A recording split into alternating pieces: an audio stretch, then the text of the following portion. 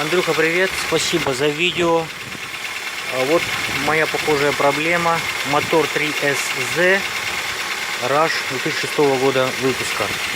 Вот это так вот работа мотора на холостых оборотах. Где-то около года вот такая уже проблема.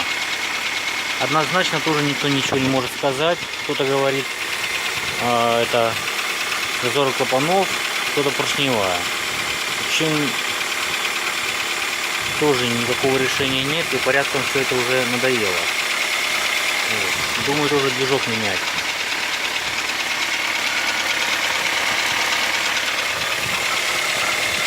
Сейчас поставлю на D, более явный отчетливый стук будет слышно. Так, сейчас установить камеру как-нибудь поудобнее.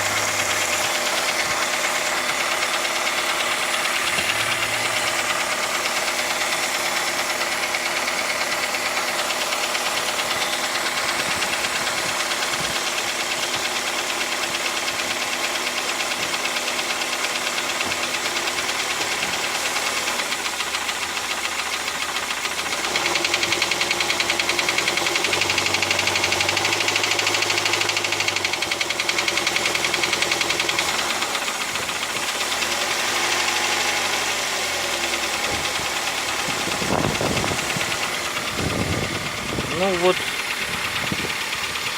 как-то так.